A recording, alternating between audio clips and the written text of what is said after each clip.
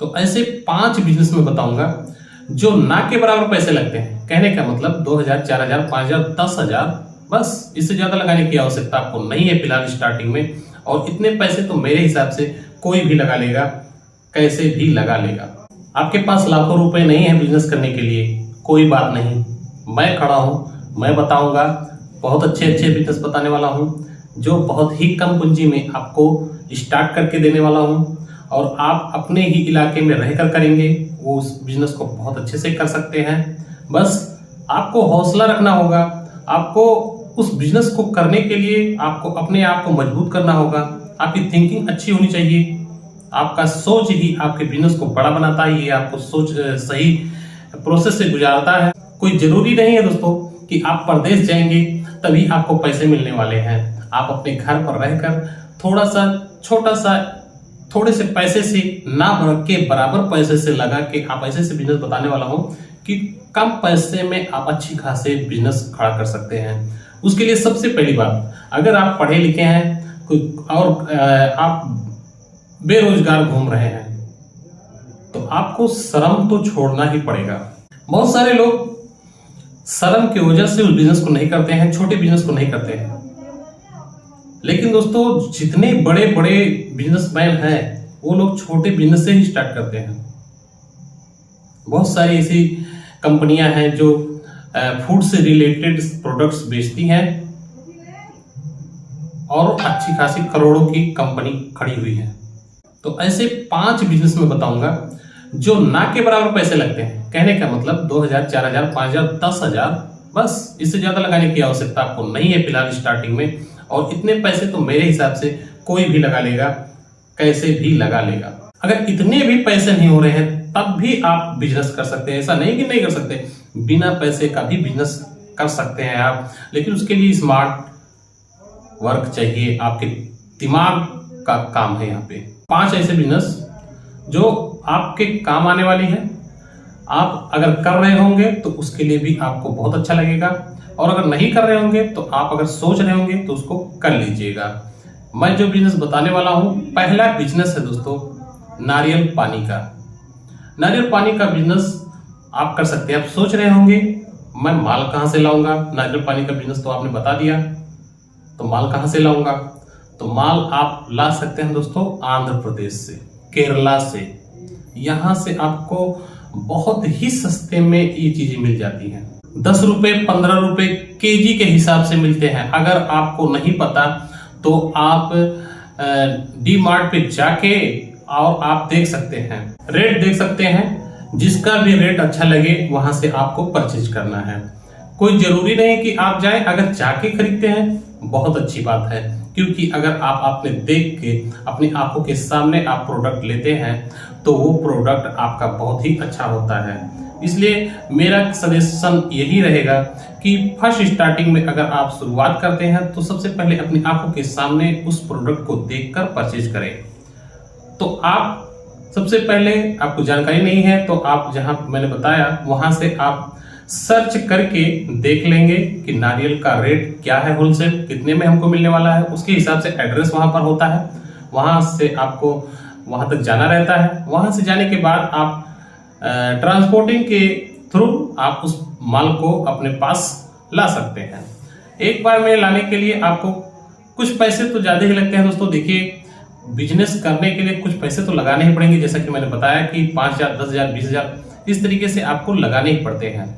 अगर आप छोटा बिजनेस करना चाहते हैं तो 3-4 लोगों का एक ग्रुप होना चाहिए, एक समूह होना चाहिए, जिससे आपको माल लाने में बहुत ही आसानी हो। कहीं आप दूर से उस बिजनेस को करना चाहते हैं तो जैसे कि यूपी में आप करना चाहते हैं तो आप एक साथ एक समूह बना लीजिए 4-5 लोगों की, 6 लोगों की, जिससे थोड़े थोड़े पैसे और ज्यादा हो जाए और माल एक ही जगह से आप अच्छे खासे रेट में उठा लें।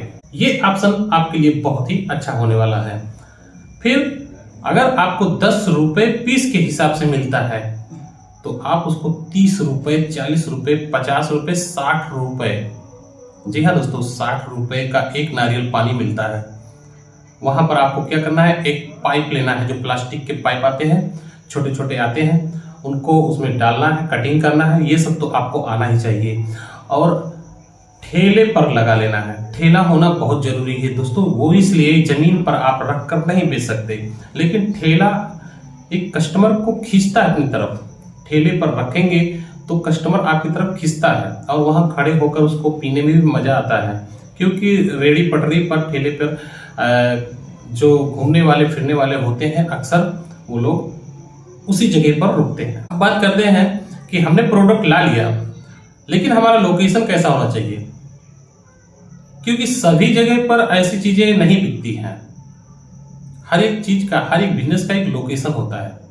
तो लोकेशन मेरा कैसा होना चाहिए? देखिए दोस्तों, सबसे पहले आपको हॉस्पिटल खोजना है।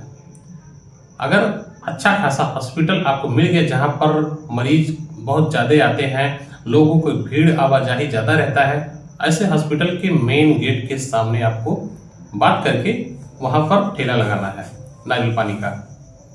दूसरा हो गया रेलवे स्टेशन, बस स्टैंड। लेकिन मेरा मानना है कि कोशिश करें कि कोई बड़े हॉस्पिटल के पास आप इस बिजनेस को करें, या किसी अच्छे खासे चौराहे पर जहां पर लोगों की भीड़ आवागमन ज्यादा हो, रुकने का ज्यादा संसाधन हो उनके पास, वहां पर रोकें। किसी बाजार में, अच्छे खासे बाजार में, जो मार्केट में लोग टहलने घूमने के लिए निकलते हैं, किसी ऐसे पार्क में जहां पर लोग टहलने घूमने के लिए निकलते हैं, ऐसी ऐसी जगहों पर आप कर सकते हैं। ज्यादातर गर्मी के महीने में आप लोगों ने हाईवे पर देखा होगा उस बिजनेस को करते हुए, नारियल पानी को बेचते हुए, तो वहां पे भी आप कर सकते हैं। दूसरा बिजनेस है कपड़े का बिजनेस। कपड़े का बिजनेस मैं इसलिए कह रहा हूं दोस्तों, आप लोग सोच में पड़ गए होंगे कि 10,000 20,000 रुपए में कपड़े का कौन सा बिजनेस कर लेंगे। कपड़े की दुकान नहीं करनी है दोस्तों। कपड़े की दुकान करने के लिए तो आपको 2-4 लाख 5 लाख रुपए की आवश्यकता कम से कम पड़ने वाली है। मैं कपड़े के बिजनेस के बारे में बात कर रहा हूं, लेकिन उसमें बहुत सारी वैरायटी है, बहुत सारे ऐसे कैटेगरी हैं जहां से आप उस बिजनेस को एक कैटेगरी पे काम कर सकते हैं। जैसे बच्चों के कपड़े सिर्फ बेचने हैं, या सिर्फ बड़े के कपड़े बेचने हैं, सिर्फ लेडीज के कपड़े बेचने हैं, या जेंट्स के बेचने हैं, ये आपको डिसाइड कर लेना है। जिसमें आपकी ज्यादा रुचि हो उस कैटेगरी को चुने। सिर्फ साड़ी बेच सकते हैं, सिर्फ सूट बेच सकते हैं, सिर्फ कुर्ती बेच सकते हैं, सिर्फ एक कैटेगरी पे आपको काम करना है। वो डिसाइड आपको करना है कि हमें कौन सी कैटेगरी में, कपड़े की कैटेगरी में कौन सी काम करना है। जिस भी कैटेगरी में आपको काम करना है, रेडीमेड के लाइन में जाना है, आप दिल्ली के गांधीनगर से माल ला सकते हैं।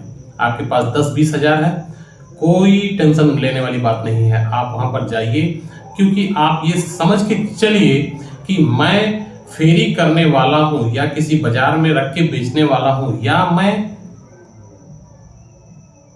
सेल लगाने वाला हूं, क्योंकि सेल बहुत तगड़ा चलता है।